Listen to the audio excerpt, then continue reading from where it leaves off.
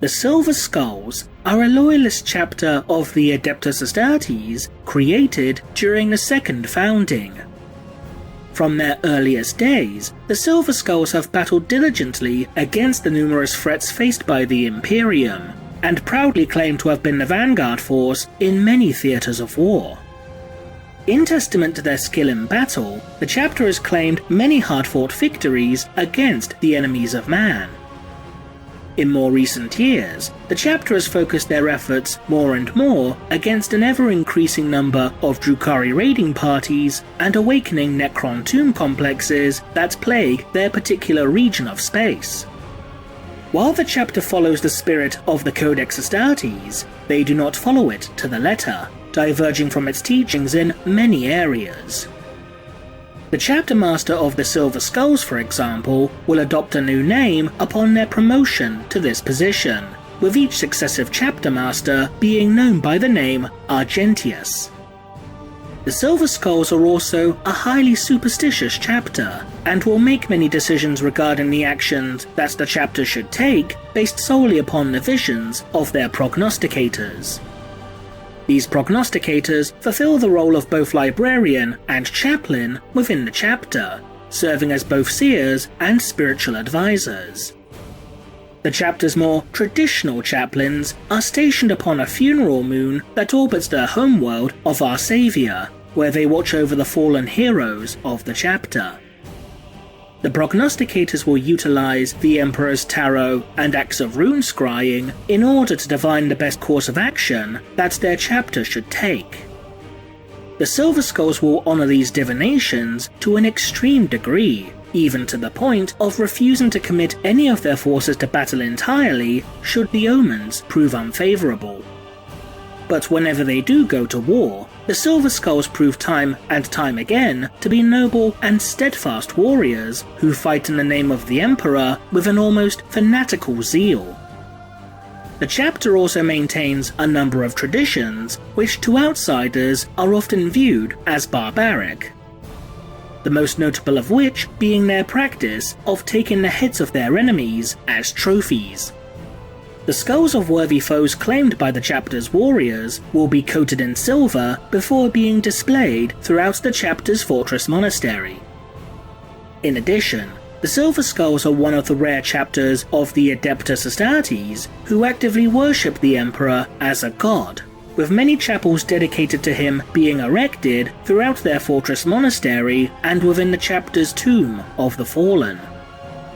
And yet, despite their long and glorious history, the truth regarding the chapter's primogenitor Primarch has come into question.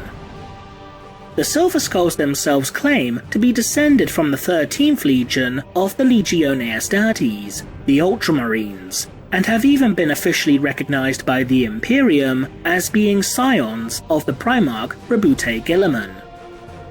However, this particular claim has been called into question by a number of authorities due to the fact that many of the chapter's records have seemingly vanished or have been sealed away altogether, classified even to the agents of the Inquisition. One such case is detailed within the novel Portents, when Inquisitor Leandra Callis of the Ordo Hereticus attempted to discern the source of the chapter's genetic heritage. My recent trip to the Gene Vaults of Terra was less than conclusive, although I have had long discussions with representatives of the Adeptus Biologicus regarding the matter. A full inquiry has been promised, and the results should be available in due course. So are the Silver Skulls truly sons of Guilliman, or could they be descended from someone else altogether? Given the apparent stability and purity of the chapter's gene seed, it is certainly feasible to assume that the Silver Skulls are indeed descended from the Ultramarines, especially when taking into account that, out of all the Loyalist legions, the Ultramarines have the highest number of successor chapters. However, there is always a potential possibility that the Silver Skulls could have had the original source of their genetic material misidentified or incorrectly classified within the Imperium's archives, especially when given the fact that all records regarding the source of the chapter's gene seed within the Vaults of Terra have been sealed away. This wouldn't be entirely unprecedented, as other chapters have also been incorrectly classified in regards to their genetic heritage. The Carmine Blades, for example, were originally classified as an Ultramarine successor chapter, only for it to be revealed centuries after their creation that the chapter were, in actuality, descended from the Blood Angels. So if the Silver Skulls are descended from a source other than that of the Ultramarines, which legion in particular could be the chapter's primogenitor? One possibility is that the Silver Skulls could be descended from the 5th Legion of the Legione Astartes, the White Scars. Like the Ultramarines, the gene seed of the White Scars is also relatively pure, with little to no obvious flaws or mutations. While the Silver Skulls share little in the way of battlefield tactics with the White Scars, there do exist a number of similarities in regards to their chapter culture. For example, the White Scars also hold the librarians of their chapter, who are known by the title of Stormseer, in high esteem.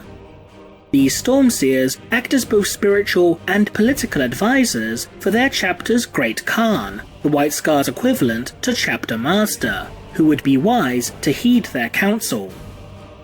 Should the Great Khan ever fall in battle, it will be the Stormseers who will decide upon his successor. The Stormseers are even responsible for the recruitment of potential aspirants, by observing the young warriors of their homeworld's native tribes and choosing who they deem to be the most worthy. The White Scars are also known for taking the heads of worthy foes that they slay in combat, in a manner similar to the tradition of skull-taking practiced by the Silver Skulls. However, if the Silver Skulls were indeed descended from the White Scars, or even from the previously mentioned Ultramarines, this would fail to explain as to why the records regarding the gene seed of the chapter would remain locked away. If the Silver Skulls drew their genetic material from one of the Loyalist legions, then surely there would be no need to restrict access to the records that detail such a source. As a result, could it instead be possible that the Silver Skulls are in actuality descended from one of the traitor legions? There is a startling amount of evidence to suggest that the Silver Skulls draw their gene seed from traitor stock. In this case, the chapter could potentially be descended from the 4th Legion of the Legione Astartes, the Iron Warriors. During the Horus Heresy, many Loyalist elements remained within the traitor legions, despite their respective Primarchs' best efforts to eradicate them. One such Loyalist element was that of a small force of Iron Warriors led by the warsmith Barabbas Dantioch. When Dantioch commanded a garrison force that was stationed upon the world of Lesser Damantine, at the remote outpost of Shadenhold, the warsmith would learn of the treason committed by both his Primarch Perturabo and the Warmaster Horus Lupercal from the Ultramarines' Tetrarch Nicodemus. While he was initially skeptical of such news, Dantioch's fears would be confirmed following the arrival of warsmith Idris Krendel and a Sons of Horus captain named Hasdrubal Serapis. Krendel would inform Dantioch of new orders from Perturabo, decreeing that the entire legion was to make its way to Terra in order to lay siege to the Imperial throne world. However, Dantioch would refuse to obey such an order, holding true to his oaths and remaining loyal to the Emperor of Mankind. As a result, a year-long siege would erupt as Krendel would attempt to capture Shadenhold from Dantioch, resulting in the majority of Dantioch's men being slaughtered by Krendel's forces. Despite this, Dantioch would manage to simultaneously destroy Shadenhold in order to prevent it from falling into traitor hands, as well as the bulk of Krendel's forces in a massive explosion, before teleporting the few surviving loyalists aboard Krendel's flagship. Dantioch, along with the Iron Palatine Tarash, Sergeant Ingold, Chaplain Snev, Brothers Toledo and Barbistra, the ruined form of Venerable Vastapol, and Tetrarch Nicodemus would then succeed in capturing the traitor's ship before fleeing to the realm of Ultramar, with the remaining Iron Warriors on board Krendel's vessel choosing to submit to Dantioch's command. Dantiok would eventually find himself upon the world of Sotha, where he would commence his studies of the mysterious Xenos artifact known as the Pharos Beacon. The Warsmith, however, would eventually give his life during the battle for Sotha, in order to overload the beacon and thwart the plans of the Night Lord's captain, Krukesh the Pale. In addition to the Loyalist Iron Warriors under the command of Dantiok, there also existed those of the Iron Warriors' 77th Grand Battalion, under the command of Warsmith Keir Valen. The 77th, much like the forces commanded by Dantiok, were a garrison force that, like many other such forces, would be largely forgotten by their legion. Keir Valen would initially remain unaware of their legion's betrayal, but once such knowledge came to light, Valen and his forces would choose to remain loyal to the Imperium. The 77th Grand Battalion would battle fiercely against traitor forces upon the world of Paramar, and were reported as taking great pride in their loyalty to the Emperor as they punished their treasonous kin. So what links are there between the Iron Warriors and the Silver Skulls? For starters, the chapter iconography of the Silver Skulls is highly similar to that of the Iron Warriors Legion. While this may be little more than a coincidental similarity at best, the sigil of the Silver Skulls could potentially have been modelled after Barabbas Dantiok, who was well known for wearing a distinctive mask that was stylized after his legion's sigil, or to put it more bluntly, a silver skull. Although the mask of Dantiok would itself become a relic of the Scythes of the Emperor chapter, as detailed within the short story, The Aegean Oath. Secondly, the psychological traits of the Silver Skulls, specifically that of their highly superstitious nature, is similar to a particular flaw that manifests itself within the gene seed of the Iron Warriors, paranoia. In addition, both the Silver Skulls and Iron Warriors are equally regarded as being stubborn and pugnacious.